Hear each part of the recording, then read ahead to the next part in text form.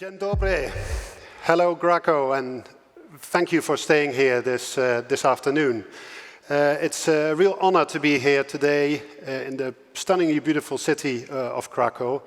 My name is Kroon, and I do more than barbecue steaks.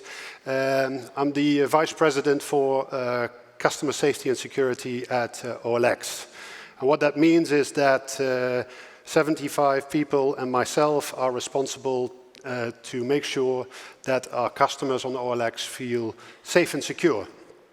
And what do they need to feel safe and secure from, you may wonder? Well, most of the people on our platforms are very good. They can be trusted to do what they said they would do, but some of them are not so good. Some of them may want to sell counterfeit goods. Some of them want to sell stuff that we don't want on our platform. And as a result, we need some protection. And my team and I, around 75 of us, spread over Delhi in India, Berlin in Germany, and here in Poland, in Poznan, we're responsible to make sure that that happens. Before I tell you about OLX Group a bit more and what we do to protect our community, I wanted to introduce you to two very important people that I actually work for. So let me show you a video quickly. Moją pierwszą gitarę elektryczną. Na niej się nauczyłem grać. Ona przyjechała ze mną do Torunia. Ona mi towarzyszyła na pierwszych koncertach. Zdecydowałem się rozstać poprzez OLX z moją gitarą po to, żeby kupić ten pierścionek. Uzupełniłam cząstkę jego życia, którą na moją rzecz porzucił. Znalazła niezwykłą gitarę właśnie też na OLX-ie. Używaną, bo tak naprawdę jest taka teoria, że to używane gitary mają tą duszę, mają historię. Jest wyjątkowy, niemniej to trudna wyjątkowość i to jest trudne doświadczenie. I to jest trudne macierzyństwo. I tych wolontariuszy jakoś, nie mówię, mamy tutaj tu 5, tu 10, tu iluś tam. Ja mówię, nie, w Polsce to się nie uda, nie ma szans. No i ktoś nam później powiedział dopiero o OLX-ie, ale to był strzał w dziesiątkę, bo naprawdę to było doskonałe, bo zaczęliśmy po prostu mieć telefonów co chwila. Mówię, nie wierzę w to. Za chwilę następny telefon i za chwilę znowu ktoś przyszedł. Stali się naszą rodziną w pewnym momencie. I ogłoszenie jest ciągle aktualne, ciągle jest na OLX, więc szukamy otwartych ludzi i ciągle potrzebujemy ich. Well, these are the people I work for. I also work for my boss, but these people are actually more important. When we protect these people, you may wonder, who are we? Well, we are OLX Group, and assuming that most of you here are Polish, you probably know OLX Group from some of our big platforms here in Poland, OLX PL, Automoto, Autodom, and some of you may have even used our services platform Fixly. But in fact, we are an international group. We are active in 35 plus countries, and we have about 5,000 colleagues spread over all those countries. So we are, in fact, an intimate part of the communities that we serve. As companies go in the internet space, we are fairly big, as you can see from the numbers here, 375 million monthly active users and 75 million new listings around the world placed on our sites. It's our mission to enable people, to empower people to upgrade their lives. And that means we want to be there for people in their big moments, when they buy a new car, or when they want to move house to a bigger or smaller apartment, or when they want to land a new job. But we also want to be there in the smaller moments, whether it is to upgrade your telephone to the latest model, or as in my case, just to declutter your garage from the stuff your kids don't use anymore to make space for a midlife crisis-related motorbike that I recently bought.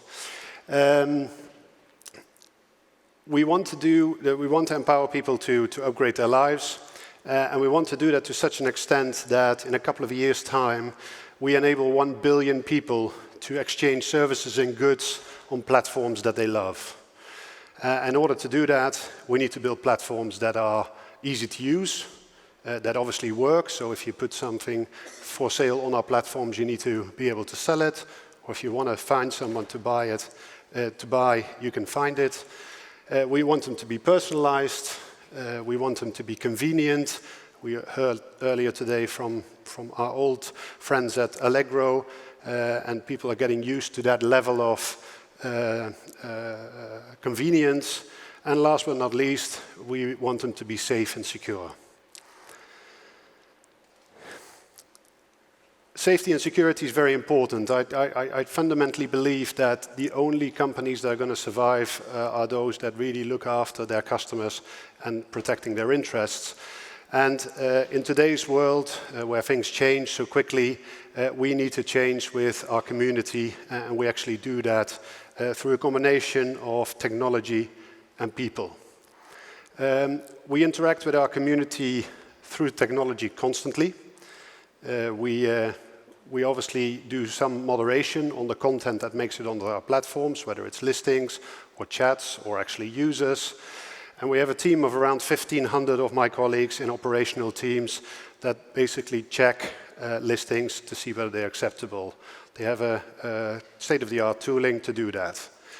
If people then come on our platforms, and those that have used our platforms may recognize this, if you find that there are things on the platform that you still don't want to see, you can report those listings to us, or those users to us, or those chats to us. Again, this comes in very, very big volumes, highly technologically advanced systems to support that.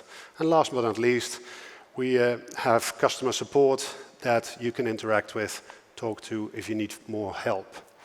And all of these technological systems are supported by machine learning and artificial intelligence. I want to give you a couple of examples of what we do in artificial intelligence, just to give you an idea of how we treat some of the challenges that we have. So here, as I said to you, we already had 75 million new listings, so that means about 30 new listings every second. And you can imagine that the number of people that will be needed to check those listings would be very quickly become economically unviable.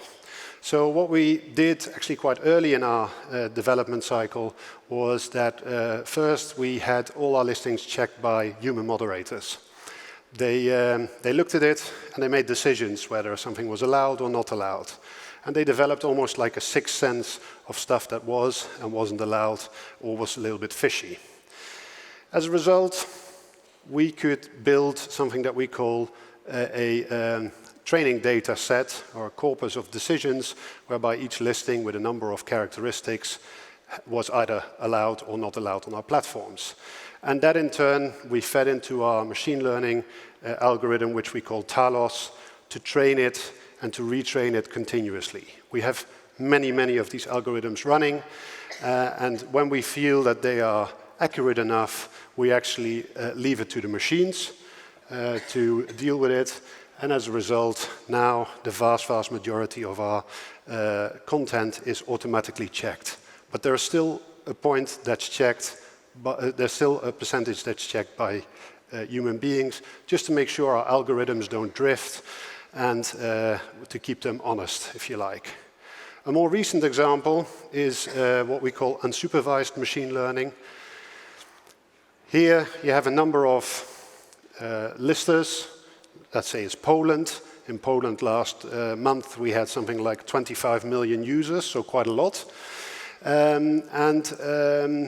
We don't know that much about these users. If you have signed up with OLX, you know that often all you need is an email address and a telephone number. And at first glance, there may not be any connections between these people. But what we do is we send a lot of data to our machine learning, unsupervised machine learning algorithms, and we basically start to look for connections between users. And sometimes we find them. Sometimes we say, hey, this is a very similar email address, or this is a very similar IP address, very similar content, very similar device fingerprints, etc., etc. And this is how we find connections between users that weren't at the first glance visible. Now, our machine learning algorithms can then extract similarity in certain dimensions, and we can also combine these dimensions to make a connection and really cluster these users in particular clusters. These clusters are then looked upon again by human beings to check whether these users should or shouldn't be allowed on our platforms. In some cases, they are completely bona fide. In some cases, they are organized fraud rings that we obviously don't want on our platform. So, let me summarize, because I see that my timeout is almost done. OLX is part of a thriving community. We are part of a thriving community in 35 countries, and 5,000 of us are working hard to make sure that our users are safe. We believe that's the way to continue into the future. We use cutting-edge technology in a combination with human beings to make sure that we keep those users safe. And by doing so, we hope to grow our business from the current 375 million a month to 1 billion a month. Users, people that want to exchange goods and services through platforms that they like. We believe OLX is adamant to be there for the next 25 years, and I for sure will make sure that we are there. Thank you very much.